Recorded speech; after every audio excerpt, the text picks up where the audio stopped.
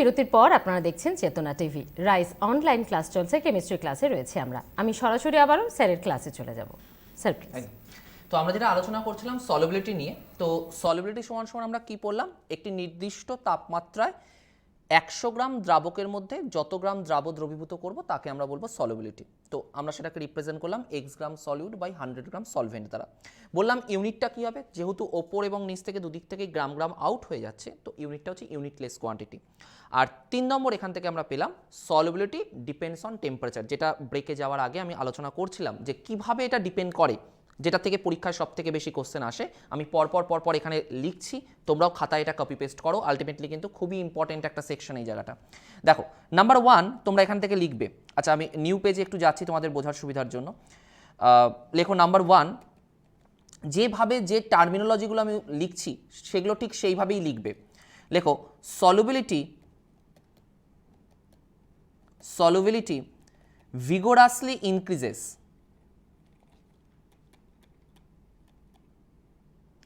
with increasing temperature.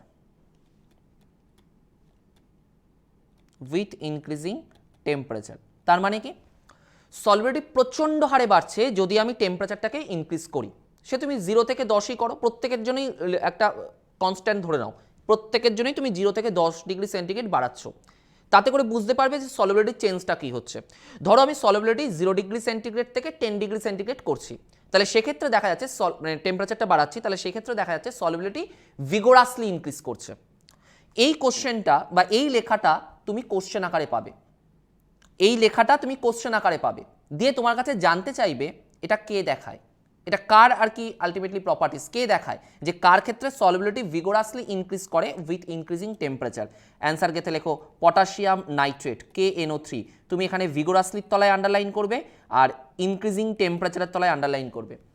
ভিগোরাসলির তলায় underline করবে, increasing টেম্পারেচারের তলায় আন্ডারলাইন করবে। অবশ্যই করে মনে রাখবে তার এক্সাম্পলটা পটাশিয়াম নাইট্রেট। এটা হলো number 1। Number 2, solubility slowly increases with increasing temperature। তার মানে কি হলো, যদি আমি সেই টেম্পারেচারটাই 0 ডিগ্রি থেকে আপ টু 10 ডিগ্রি সেন্টিগ্রেড যদি ইনক্রিজ করি, তাহলে এই ক্ষেত্রে পার্টিকুলার ক্ষেত্রে আমরা দেখব সলিবিলিটি বাড়ছে, কিন্তু সেটা স্লোলি ইনক্রিজ করছে। যার এক্সাম্পল আমরা কি পাবো, ammonium chloride NH4Cl, ammonium chloride NH4Cl। এটা হলো নাম্বার 2।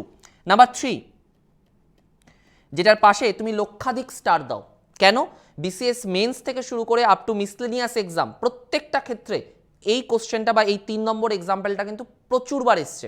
CGL নিজে 2 বছর দিয়েছে পরপর। কি জিনিসটা, solubility first increases then decreases। solubility first increases then decreases with increasing temperature।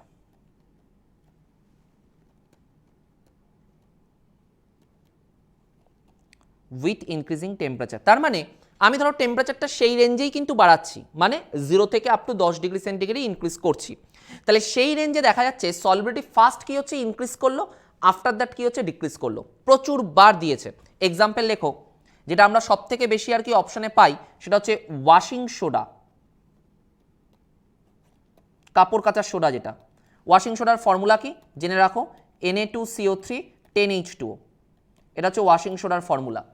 আর 2 নম্বর হচ্ছে আরেকটা জিনিস মনে রাখবে, 2 নম্বর হচ্ছে গ্লোবার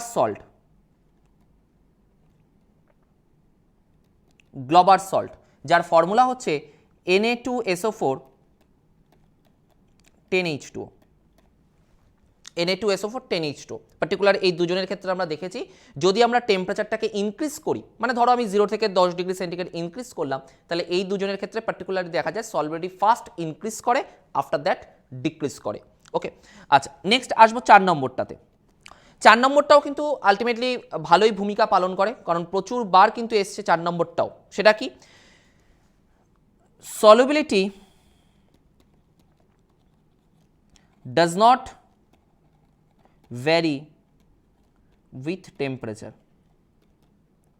তার মানে যেটা টেম্পারেচারের উপর তার সলিবিলিটি কোনো রকমভাবে ভ্যারি করছে না, ইনক্রিজ বলো ডিক্রিজ বলো সেখানে সলিবিলিটি কোনো রকম আলটিমেটলি চেঞ্জ আসছে না, তাই বলা হচ্ছে solubility does not vary with temperature.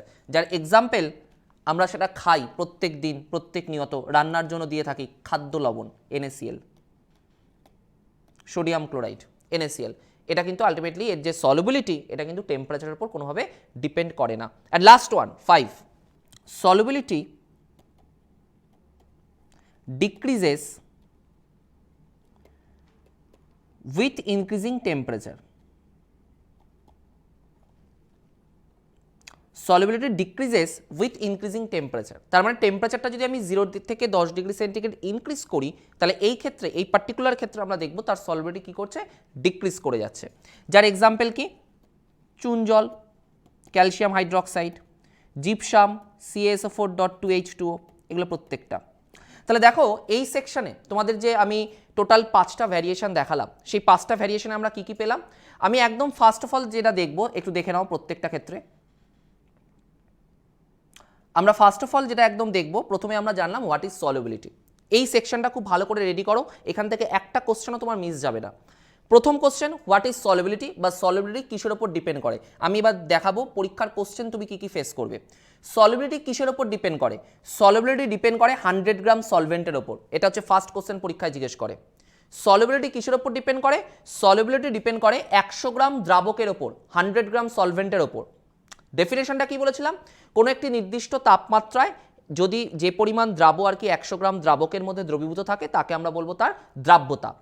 Second question direct straight forward জিজ্ঞেস করে what is the unit of solubility, সলিবিলিটির ইউনিটটা কি, সলিবিলিটির ইউনিট হচ্ছে ইউনিটলেস, কোনো রকম ইউনিট নেই। 3 নম্বর যেটা নিয়ে আলোচনা এতক্ষণ ধরে চললো সেটা হচ্ছে সলিবিলিটি কার ওপর ডিপেন্ড করে, কিসের ওপর ডিপেন্ড করে, obviously solubility depends on temperature, solubility টেম্পারেচারের উপর ডিপেন্ড করে। হাউ, কিভাবে ডিপেন্ড করে, এই কিভাবে ডিপেন্ড করে তার জন্য আলটিমেটলি আমরা কিন্তু এক একটা করে ক্লারিফিকেশন পেলাম। নাম্বার 1 আমি দেখলাম solubility vigorously increases with increasing temperature. তার মানে আমি যদি টেম্পারেচারটা সাপোজ 0 থেকে 10 ডিগ্রি সেন্টিগ্রেড ইনক্রিজ করি তাহলে পার্টিকুলার এই ক্ষেত্রে সলিবিলিটি প্রচণ্ড হারে বাড়ছে, যার এক্সাম্পল আমি পেলাম potassium nitrate KNO3। Number 2, solubility slowly increases, আগেরটা যেমন ভিগোরাসলি হলো এটা স্লোলি ইনক্রিজেস, বাড়ছে কিন্তু খুব কম, ওই 0 থেকে 10 ডিগ্রি সেন্টিগ্রেডের মধ্যেই, যার এক্সাম্পল আমি পেলাম অ্যামোনিয়াম ক্লোরাইড। 3 নম্বরটা ভেরি ভেরি ইম্পর্ট্যান্ট, আমি বললাম প্রত্যেক পরীক্ষায় কিন্তু আলটিমেটলি এই কোশ্চেনটাকে আমরা দেখেছি পেয়েছি, সেটা কি, solubility first increases then decreases with increasing temperature, যার এক্সাম্পলে পেলাম washing soda and Glauber salt. And last, solubility does not vary with temperature, solubility ultimately টেম্পারেচারের উপর ডিপেন্ড করে না, সেটা কার ক্ষেত্রে বললাম, NaCl। এবং লাস্ট ওয়ান আমরা দেখলাম সলিবিলিটি ডিক্রিজ করছে, টেম্পারেচার যদি আমি বাড়াই তাহলে সেক্ষেত্রে সলিবিলিটিটা ডিক্রিজ করছে, যার এক্সাম্পলে আমরা চুন জল জিপসাম এগুলোকে আমরা পেলাম। এই এক্সাম্পলগুলো 5টা জিনিস একটু মাথায় সেট করে নাও, সলিবিলিটি থেকে তোমার একটা কোশ্চেনও মিস যাবে না, সেই দায়িত্ব আমার। একদম ভালো করে এই 5টা জিনিস একটু মাথায় সেট করে নাও, এই রিজিয়ান থেকে এর সলিবিলিটির বাইরে, এর থেকে আলটিমেটলি এর বাইরে থেকে কিন্তু কোনো রকম কোশ্চেন আর থাকে না, এই জায়গাটার মধ্যেই থাকবে। ওকে, আচ্ছা নেক্সট আমরা সেকশনে আসবো সলিউশন কেমিস্ট্রির নেক্সট আরেকটা আলোচনায়, সেটা হচ্ছে কলিগেটিভ প্রপার্টি। কলিগেটিভ প্রপার্টি খুব ইম্পর্টেন্ট একটা জায়গা, কলিগেটিভ প্রপার্টি, এবং এখান থেকে কিন্তু অ্যাপ্লিকেশন অনেক পাবে, আমাদের daily life application.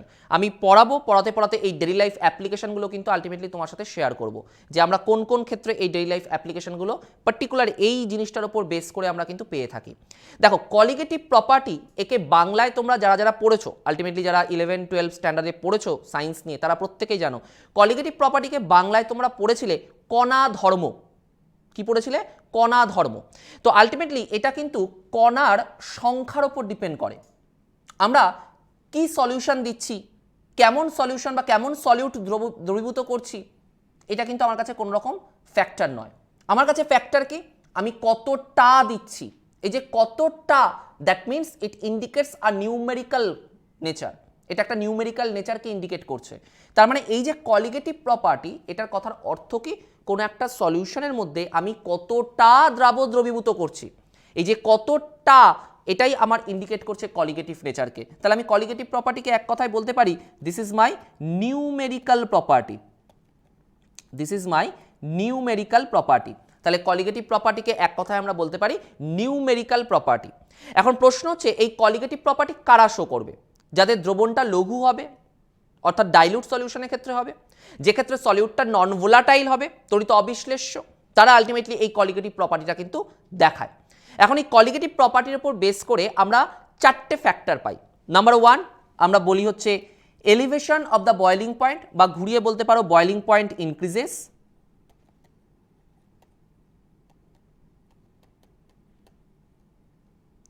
Elevation of the boiling point বা বলতে পারো বয়েলিং পয়েন্ট ইনক্রিজেস, যাকে বাংলায় তোমরা পড়েছিলে স্ফুটনাঙ্কের উন্নয়ন। 2 নম্বর পড়ো ডিপ্রেশন অফ ফ্রিজিং পয়েন্ট, বা সহজ কথায় বলতে পারো ফ্রিজিং পয়েন্ট ডিক্রিজেস,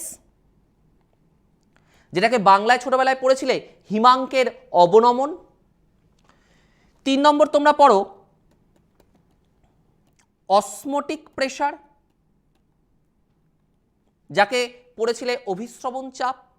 এবং লাস্ট 4 নম্বর পড়ো রিলেটিভ লোয়ারিং ভেপার প্রেসার। বাষ্পচাপের আপেক্ষিক অবনমন, রিলেটিভ লোয়ারিং ভেপার প্রেসার, বা বলতে পারো রিলেটিভ ভেপার প্রেসার ডিক্রিজেস। তো এই যে আমি 4টে পয়েন্ট লিখলাম, এখান থেকে একটা কোশ্চেন আমরা পরীক্ষায় পাই। কি কোশ্চেন পাই এখান থেকে জিজ্ঞেস করে কোনটি কলিগেটিভ প্রপার্টি নয়। আমার কাছে কোশ্চেনটা কিভাবে এসেছিল, কোনটি কলিগেটিভ প্রপার্টি নয়। অপশন দিয়েছিল elevation of the boiling point, option দিয়েছিল depression of the freezing point, option দিয়েছিল relative lowering vapour pressure decreases, এবং অপশন দিয়েছিল রিফ্রাক্টিভ ইন্ডেক্স। ঠিক এইভাবে কোশ্চেনটা আমাদের কাছে এসেছিল। আবার বলছি, কোনটি কলিগেটিভ প্রপার্টি নয়? Which one of the following is not the colligative property? Which one of the following is not the colligative property? Option A দিয়েছে elevation of the boiling point, option B দিয়েছে depression of the freezing point, option C দিয়েছে relative lowering vapour pressure decreases, and option D দিয়েছে refractive index. তুমি ভালো করে দেখো তো, এই 4টের মধ্যে কোথাও রিফ্রাক্টিভ ইন্ডেক্স এই কথাটা পাচ্ছ না। এই 4টের মধ্যে কি কি আছে? Elevation of the boiling point, যাকে আমি লিখেছি বয়েলিং পয়েন্ট ইনক্রিজেস বলে, depression of the freezing point, যাকে আমি লিখেছি ফ্রিজিং পয়েন্ট ডিক্রিজেস বলে, অসমোটিক প্রেসার, আর হচ্ছে রিলেটিভ লোয়ারিং ভেপার প্রেসার। তো আলটিমেটলি এর মধ্যে কিন্তু রিফ্রাক্টিভ ইন্ডেক্সের কোনো গল্প নেই। তাহলে এই 4টে প্রপার্টি যদি আমি মনে রাখি, তাহলে উত্তরটা আমি করতে পারবো। তাহলে এই refractive index, this is not the colligative nature, এটা কিন্তু কলিগেটিভ নেচারের বা কলিগেটিভ প্রপার্টির আন্ডারের মধ্যে পড়ে না। এখন ব্যাপারটা হচ্ছে এই কলিগেটিভ প্রপার্টিকে আমি বিচার করব কিভাবে, কি দিয়ে আমরা বিচার করব? এই ব্যাপারটা আমি খুব ভালো করে তোমাদের বোঝাতে পারবো এই কারণে, তার কারণ আমি এই অনলাইন ক্লাসে তোমাদের কেমিক্যাল বন্ডিংয়ের ডিটেলস ক্লাসটা করিয়েছিলাম। এই কেমিক্যাল বন্ডিংয়ের একটা ছোট্ট ইউটিলাইজেশন আমরা এর মধ্যে কিন্তু এবার দেখতে পাবো। সেটা কি? আমি আগে কোশ্চেনটাকে দেখাই, কোশ্চেনটা তোমার কাছে আসবে কিভাবে, তারপর আমি আসছি গল্পটাতে। পরীক্ষায় জিজ্ঞেস করে which one of the following